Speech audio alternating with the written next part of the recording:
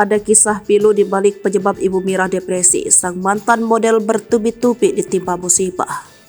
Sosok Mira jadi perbincangan beberapa bulan lalu lantaran kisah hidupnya terungkap. Dulu punya karir mentereng, wanita kelahiran 2 Oktober 1962 yang karib disapa Ibu Mira itu kini tinggal sebatang kara. Yang lebih memilukannya lagi, Ibu Mira tinggal di rumah mewah yang dipenuhi sampah dan sangat kotor. Akhirnya terungkap penyebab Ibu Mira depresi hingga harus dirawat di rumah sakit jiwa.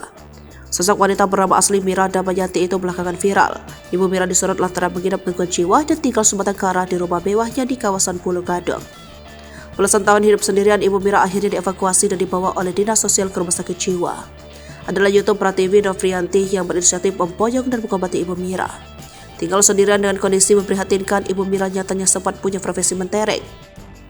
Wanita bertubuh kurus itu adalah seorang mantan pengacara dan mantan model. Tak main-main, Ibu Mira juga memiliki gelar S1 sarjana hukum dan berasal dari keluarga kaya raya. Cerita keluarga dan kehidupan Ibu Mira pun akhirnya diurai mantan ketua RT di lingkungan Ibu Mira. Sang mantan ketua RT menceritakan momen saat Ibu Mira mulai mengalami gangguan jiwa. Kejadian itu dimulai tahun 2011. Sebelum tahun tersebut, Ibu Mira tinggal berdua bersama ibunya. Namun, beberapa tahun pindah, Ibu Mira pun pilu karena sang ibunda meninggal dunia. Pasca kepergian sang ibu, untuk selamanya Ibu Mira masih stabil psikis. Namun tak disangka, momen kepergian sang ibunda adalah titik awal kejatuhan Ibu Mira. Pertama, Ibu Mira ditipu orang menjadi perantara kontrakan miliknya di Pondok Indah. Gara-gara penipuan tersebut, Ibu Mira harus menjual semua barang-barangnya di rumah. Usai kejadian tersebut, Ibu Mira pun terguncang. Tak berselang lama, keluarga Ibu Mira pun sempat ditemui oleh pihak RT setempat hingga tetangga.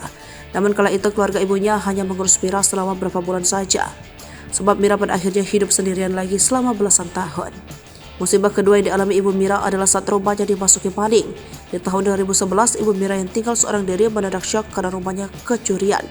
Namun tak cuma mengalami pencurian, Ibu Mira juga dilecehkan sang maling. Dari musibah ketiga itulah Ibu Mira mengalami perubahan dan segi psikis.